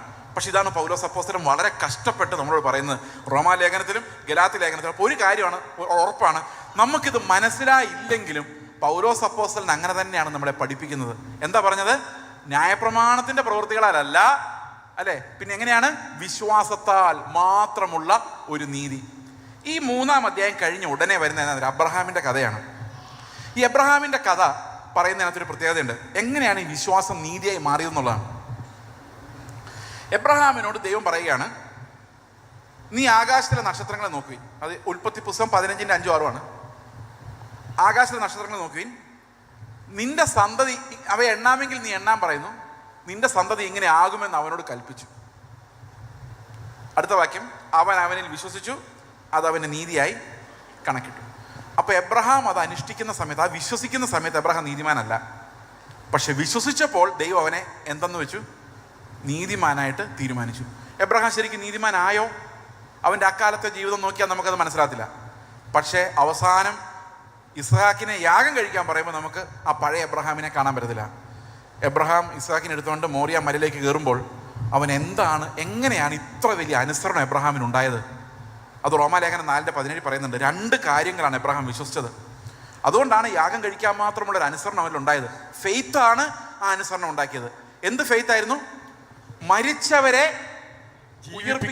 ജീവിപ്പിക്കുകയും ഇല്ലാത്തതിനെ ഉള്ളതുപോലെ വിളിച്ചു വരുത്തുകയും ചെയ്യുന്നവനായി താൻ വിശ്വസിച്ച ദൈവത്തിന്റെ ദൃഷ്ടിയിൽ. ഓക്കെ, അപ്പൊ 2 കാര്യങ്ങളാണ് വിശ്വസിച്ചത്. ഒന്ന്, ദൈവത്തെ അനുസരിച്ചാൽ ഒരു കുഴപ്പമില്ല, ഇസ്ഹാക്ക് മരിച്ചാലും കുഴപ്പമില്ല, ദൈവം എന്ത് ചെയ്തോളും? അവനെ ഉയർപ്പിച്ചോളും. ഇതായിരുന്നു ആദ്യത്തെ വിശ്വാസം. പിന്നെ അതിൻ്റെ കൂടെ വേറൊരു വിശ്വാസം കൂടെ ഉണ്ടായിരുന്നു. ഇനി അഥവാ ഉയർപ്പിച്ചില്ലെങ്കിലും ദൈവം വാഗ്ദത്തം ചെയ്തിട്ടുണ്ടല്ലോ, അതൊരു കൽപ്പനയായിട്ട് വന്നേക്കുന്നത്. അഥവാ ദൈവം ഇസ്ഹാക്കിനെ ഉയർപ്പിച്ചില്ലെങ്കിലും ഇല്ലാത്തടത്ത് നിന്നും മക്കളെ ഉണ്ടാക്കി തരുവാൻ കഴിവുള്ളവനാണ് ദൈവം എന്ന് വിശ്വസിച്ചു. ഈ 2 വിശ്വാസം അവൻ ഉണ്ടായിരുന്നത് കൊണ്ടാണ് യാഗം കഴിക്കാൻ വേണ്ടി അബ്രഹാം പോയത്. അല്ല, എബ്രഹാമിന്റെ മിടുക്കല്ല, അവൻ്റെ ഉള്ളിലുണ്ടായ ഫെയ്ത്താണ് അവൻ അനുസരണമായിട്ട് മാറിയത്. എന്നിട്ട് ഈ റോമാലേഖനം 4 പറയുന്നുണ്ട്, എപ്പോഴെങ്കിലും എബ്രഹാം സ്വയമേ തിരിഞ്ഞു നോക്കി തൻ്റെ ഭാര്യയോ തന്നെ നോക്കിയിരുന്നുവെങ്കിൽ അവന് വിശ്വസിക്കാൻ പറ്റത്തില്ലായിരുന്നു. അതുകൊണ്ട് എബ്രഹാം എന്ത് ചെയ്തെന്നറിയോ? തന്നിലേക്ക് നോക്കിയില്ല, വാഗ്ദത്തം ചെയ്തവനിലേക്ക് മാത്രം നോക്കി. എന്നെ കൊണ്ട് സാധിക്കില്ല, പക്ഷേ എനിക്ക് വാഗ്ദത്തം ചെയ്ത ദൈവം എന്നെ അങ്ങനെ ആക്കും എന്ന് വിശ്വസിച്ചു. അപ്പോൾ കുഞ്ഞുങ്ങൾ ഉണ്ടാകുന്ന സമയമായപ്പോഴേക്കും നീതി എങ്ങനെ പോയിന്നറിയോ? എബ്രഹാം ഇസ്ഹാക്കിനോട് ഇങ്ങനെ പറഞ്ഞത്, നമ്മൾ വലിയൊരു ജാതി ആകുമ്പോഴാണ്, വലിയൊരു കൂട്ടമായി മാറാൻ പോവുകയാണ്. അതുകൊണ്ട് നീ എല്ലായിടത്തും പോയി ഫ്ലാറ്റും അപ്പാർട്ട്മെൻറ്റും പണിയണം. ഇത്രയും പിള്ളേരുണ്ടാകുന്നതല്ല എന്നല്ല പറഞ്ഞ്. ഇത്രയും വലിയൊരു പ്രോമിസ് നമുക്കുള്ളത് കൊണ്ട് ദൈവം ശില്പിയായി പണിയുന്ന അടിസ്ഥാനമുള്ളൊരു നഗരവും കൂടി ഇതിൻ്റെ കൂടെ കാണും. അതുകൊണ്ട് ഈ കനാനിൽ നമുക്ക് ടെൻ്റ് അടിച്ച് താമസിച്ചാൽ മതി എന്ന് എബ്രഹാം മക്കളോട് പറഞ്ഞു എന്നാണ് പറയുന്നത്. അപ്പോൾ അത്ര ഭയങ്കരമായൊരു പ്രത്യാശയിലേക്കാണ് ആ വിശ്വാസം അവനെ നടത്തിയത്. ആ വിശ്വാസം ഈ ലോകത്തിലെ മലിനമായ താൽക്കാലികമായ സുഖഭോഗങ്ങളെ വിടുവാൻ മോശയെ സഹായിച്ചു, എബ്രഹാമിനെ സഹായിച്ചു. നമ്മളെയും സഹായിക്കുന്ന വിശ്വാസമാണ്. ഒരു കർമ്മവുമല്ല, ഒരു പ്രവൃത്തിയുമല്ല. ഇതാണ് സുവിശേഷം. സുവിശേഷം എന്ന് പറയുന്ന നല്ല വാർത്ത വിശ്വസിക്കുന്ന ഏവനെ, തൻ്റെ ഏകജാതനായ പുത്രനിൽ വിശ്വസിക്കുന്ന ഏവനും നശിച്ചു പോകാതെ നിത്യജീവൻ പ്രാപിക്കേണ്ടതിന് ദൈവം അവനെ നൽകി. അതാണ് സുവിശേഷം. നമ്മുടെ കർമ്മങ്ങളാൽ ഉണ്ടായിരുന്ന വലിയ ഭാരത്തെ ദൈവം എടുത്തു മാറ്റിയിട്ട് ആ കർമ്മം മുഴുവൻ കർത്താവ് കാൽവരി ക്രൂശിൽ നിവർത്തിച്ചു. അതിനെക്കുറിച്ച് പറഞ്ഞുകൊണ്ടാണ് ഞാനിത് അവസാനിപ്പിക്കാൻ ആഗ്രഹിക്കുന്നത്. റോമാലേഖനം 4-ാം അധ്യായത്തിൻ്റെ അവസാനത്തെ 3 വാക്യങ്ങൾ വായിക്കുമ്പോൾ ഇങ്ങനെ പറയുന്നു, അവന് കണക്കിട്ടു എന്നുള്ളത് അവനെ ഉദ്ദേശിച്ച് മാത്രമല്ല, നമ്മെ ഉദ്ദേശിച്ചും കൂടെ ആകുന്നു. അതായത് എബ്രഹാമിനത് നീതിയായി കണക്കിട്ടു, വിശ്വാസത്തെ എന്ന് പറയുന്ന എബ്രഹാമിനെ ഉദ്ദേശിച്ച് മാത്രമല്ല, നമ്മെ ഉദ്ദേശിച്ചും കൂടെ ആകുന്നു. അപ്പം നമ്മളെയും നീതിമാനായി ദൈവം കണക്കിടുന്നത് ഒരു വിശ്വാസത്താലാണ്. ഏത് വിശ്വാസത്താലാണ്? അടുത്ത വാക്യം. നമ്മെ വിചാരിച്ചും കൂടെ ആകുന്നു ആ. നമ്മുടെ അതിക്രമങ്ങൾ നിമിത്തം നമ്മുടെ അതിക്രമങ്ങൾ നിമിത്തം മരണത്തിന് ഏൽപ്പിച്ചും നമ്മുടെ നീതീകരണത്തിനായി ഉയർപ്പിച്ചുമിരിക്കുന്നു. നമ്മുടെ നീതീകരണത്തിനായി ഉയർപ്പിച്ചുമിരിക്കുന്ന നമ്മുടെ കർത്താവായ യേശുവിനെ നമ്മുടെ കർത്താവായ യേശു ക്രിസ്തുവിനെ മരിച്ചവരിൽ നിന്ന് മരിച്ചവരിൽ നിന്ന് ഉയർപ്പിച്ചവനിൽ വിശ്വസിക്കുന്ന നമുക്കും കണക്കിടുവാനുള്ളത് തന്നെ. ഒന്ന് ആലോചിച്ച് നോക്കി, അവിടെ രണ്ട് കാര്യങ്ങൾ എടുത്തു പറയുന്നുണ്ട്. ഒന്ന്, എൻ്റെ അതിക്രമങ്ങൾ നിമിത്തം അവൻ എനിക്ക് യാഗമായി, എൻ്റെ അതിക്രമങ്ങൾ നിമിത്തം അവൻ ക്രൂശിൽ മരിച്ചു. അതാണ് ആദ്യം ഞാൻ മനസ്സിലാക്കേണ്ടത്. അപ്പോൾ ആദ്യം എൻ്റെ ഉള്ളിൽ പാപബോധം ഉണ്ടാകും, അല്ലേ? പാപബോധം ഉണ്ടാകും. ഈ പാപബോധം ഉണ്ടാകുമ്പോൾ ഞാൻ പറയാം, കർത്താവേ, നീ എനിക്ക് വേണ്ടിയാണ് മരിച്ചത്. ഞാനായിരുന്നു ആ മരണശിക്ഷ അനുഭവിക്കേണ്ട പാപി. എന്നാൽ എൻ്റെ ശിക്ഷ എടുത്തുകൊണ്ട് നീ ഒരിക്കലായിട്ട് ആ കാൽവരി ക്രൂശിൽ കയറിയതിനായിട്ട് സ്തോത്രം. ഞാനത് വിശ്വസിക്കുന്നു. എന്നോട് ഈ സുവിശേഷം 994 ഒരാൾ പറയുമ്പം എൻ്റെ ഹൃദയം പറഞ്ഞു, അതെ, നിനക്ക് വേണ്ടിയാണ് ആ ക്രൂശിൽ കർത്താവ് മരിക്കുമ്പോൾ അവൻ നിന്നെയാണ് ഓർത്തുകൊണ്ടിരുന്നത്. അതെൻ്റെ ഹൃദയത്തിൽ വിശ്വാസമായി മാറി. He died for my sins as a propitiation for my sins. ഇനി അടുത്ത കാര്യം, പിതാവ് അവനെ മരിച്ചവരിൽ നിന്ന് ഉയർപ്പിച്ചു. ആ ഉയർപ്പിച്ച പിതാവിൽ വിശ്വസിക്കാനാണ് പറയുന്നത്. അപ്പോൾ ഒരു നിമിഷം ആലോചിച്ച് നോക്കിയേ. യേശുക്രിസ്തു പലയിടത്തും പറയുന്നുണ്ട്, ഈ മന്ദിരം പൊളിപ്പിൻ ഞാൻ 3 ദിവസം കൊണ്ട് ഇതിനെ പണിയും. ഒരിടത്ത് പറയുന്നുണ്ട്, ഈ ജീവനെ വെച്ചു കൊടുക്കാനും തിരിച്ചെടുക്കാനും എനിക്ക് അധികാരമുണ്ട്. പക്ഷേ പൗലോസ് പറയാണ്, അങ്ങനെ വിശ്വസിച്ചാൽ പോരാ, പിതാവ് അവനെ മരിച്ചവരുടെ നിന്ന് ഉയർപ്പിച്ചു എന്ന് വിശ്വസിക്കണം. അതെന്തുകൊണ്ടാണ് അങ്ങനെ? ശരിക്കും തന്നെ എഴുന്നേറ്റ് പോയതാണോ അതോ പിതാവ് അവനെ എഴുന്നേൽപ്പിച്ചതാണോ? നമുക്കൊരു കാര്യം അറിയാം, യേശുക്രിസ്തു ദൈവമായതുകൊണ്ട് എപ്പോൾ വേണമെങ്കിലും തന്നെ എഴുന്നേറ്റ് പോകാം. കാരണം he is the resurrection and life. അവൻ പുനരുത്ഥാനവും ജീവനുമായതുകൊണ്ട് അവൻ എപ്പോൾ വേണമെങ്കിലും എഴുന്നേറ്റ് പോകാമായിരുന്നു. കാരണം അവന് അധികാരം എപ്പോഴും ഉണ്ട്. കാരണം അവൻ എപ്പോഴും ദൈവമായിരുന്നു. ദൈവത്തിന് ദൈവമല്ലാതിരിക്കാൻ ഒരു സെക്കൻഡ് പോലും സാധ്യമല്ല. അതുകൊണ്ട് തന്നെ മരണത്തിനൊരിക്കലും ക്രിസ്തുവിനെ കീഴ്പ്പെടുത്താൻ പറ്റില്ലായിരുന്നു. പക്ഷെ കർത്താവ് പിതാവിനോട് പ്രാർത്ഥിച്ചു, പിതാവേ, അവൻ തൻ്റെ ഐഹിക ജീവിതകാലത്ത് തന്നെ മരണത്തിൽ നിന്ന് രക്ഷിക്കാൻ കഴിയുന്നതിനോട് ഉറച്ച നിലവിളിയോടും കണ്ണുനീരോടും കൂടെ അപേക്ഷയും അഭയാചനയും കഴിച്ചിട്ട് പറഞ്ഞു, എന്നെ മരണത്തിൽ നിന്ന് നീ വിടുവിക്കണം. എന്തുകൊണ്ടാണെന്നറിയോ? എന്തുകൊണ്ടാണ്? ഞാൻ ഒറ്റയ്ക്കല്ല, ഇത്രയും പേർക്ക് വേണ്ടിയാണ് ഞാൻ മരിക്കുന്നത്. അപ്പം നമുക്ക് വേണ്ടി കർത്താവ് എന്ത് ചെയ്യുവാണ്? ഒരു യാഗം കഴിക്കുകയാണ്. ഒരൊറ്റ യാഗമേ ഉള്ളൂ. ആ യാഗം കഴിച്ചു. അപ്പം പിതാവിനോട് പറയാം, എന്നെ എഴുന്നേൽപ്പിക്കണം. അപ്പം പിതാവ് യാഗം അംഗീകരിച്ചാൽ എന്താണ് അതിൻ്റെ പ്രതിഫലം? എന്താണ് അതിൻ്റെ ഫലം? ആർക്കൊക്കെ വേണ്ടിയാണോ കർത്താവ് ആ യാഗം കഴിച്ചത് അവരെല്ലാവരും പാസ്സായി എന്നാണ് അതിൻ്റെ അർത്ഥം. ആണോ? യേശു കർത്താവ് അർപ്പിക്കുന്ന യാഗം പിതാവ് അംഗീകരിച്ച്, മോനെ നീ എഴുന്നേറ്റ് പോവാ എന്ന് പറയുമ്പോൾ എന്താ സംഭവിച്ചത്? കർത്താവ് എനിക്ക് വേണ്ടിയാണ് ആ യാഗം കഴിച്ചതെങ്കിൽ അതെനിക്ക് ഫലിച്ചു. പിതാവ് അംഗീകരിച്ചു. എൻ്റെ പാപങ്ങളെ ആ ക്രൂശിൽ കഴുകി എന്നെ എന്നേക്കുമായി ശുദ്ധീകരിച്ചു. അവൻ എന്നെ നീതിമാനെന്ന് പ്രഖ്യാപിച്ചു. അതുകൊണ്ട് എന്താ സംഭവിച്ചതെന്നറിയാമോ? ഏകയാഗത്താൽ. എബ്രായ ലേഖനം 10:14. എബ്രായ ലേഖനം 10:10 മുതൽ ഒന്ന് വായിക്കാം. എബ്രായ ലേഖനം 10:10 മുതൽ. ആ ഇഷ്ടത്തിൽ നാം യേശുക്രിസ്തു ഒരിക്കലായി കഴിച്ച ശരീരയാഗത്താൽ വിശുദ്ധീകരിക്കപ്പെട്ടിരിക്കുന്നു. ഇനി ഒരു യാഗത്തിന്റെ ആവശ്യമില്ല. കാരണം ക്രിസ്തുവിന്റെ ഏകയാഗത്തിൽ നമ്മൾ വിശ്വസിക്കുന്നുണ്ടെങ്കിൽ ഒരിക്കലായി കഴിച്ച ശരീരയാഗത്താൽ നമ്മൾ വിശുദ്ധീകരിക്കപ്പെട്ടിരിക്കുന്നു. അടുത്ത വാക്യം. ഏത് പുരോഹിതനും ദിവസേന ശുശ്രൂഷിച്ചും പാപങ്ങളെ പരിഹരിപ്പാൻ ഒരു നാളും കഴിയാത്ത അതേ യാഗങ്ങളെ കൂടെ കഴിച്ചുകൊണ്ട് നിൽക്കുന്നു. പ്രിയ സഹോദരങ്ങളെ, ഞാൻ പിന്തുടർന്ന് വന്ന ആചാരം അനുസരിച്ച് ഓരോ പ്രാവശ്യവും യാഗം കഴിയുമ്പോൾ ഇപ്പൊ തൽക്കാലം പാപങ്ങൾ മാറിയെന്ന് തോന്നും. പക്ഷെ മരിച്ചു കഴിഞ്ഞാലും ഇത് തീരില്ല. എത്ര വർഷങ്ങൾ കഴിഞ്ഞാലും യാഗങ്ങൾ, കുർബാനകൾ ആവർത്തിച്ചുകൊണ്ടേയിരിക്കും. ഒരിക്കൽ പോലും ഉറപ്പ് വരുന്നില്ല ഞാൻ രക്ഷപ്പെട്ടു, ഈ യാഗം കൊണ്ട് ഓക്കെയായി എന്ന് ഉറപ്പ് വരുന്നില്ല. കാരണം പുരോഹിതന്മാർ ദിവസേന ശുശ്രൂഷിക്കും. എന്താ സംഭവിക്കുന്നത്? ആദ്യത്തേതിനെ അസ്ഥിരമാക്കി പുതിയത് വെച്ചു, പുതിയതിനെ അസ്ഥിരമാക്കി അടുത്ത ചെയ്തു. എന്നാൽ അങ്ങനെയല്ല പുതിയ നിയമത്തിന്റെ യാഗം. ഏകയാഗത്താൽ അവൻ വിശുദ്ധീകരിക്കപ്പെടുന്നവർക്ക് സദാകാലത്തേക്കും സൽഗുണപൂർത്തി വരുത്തിയിരിക്കുന്നു. അടുത്ത വാക്യം 13.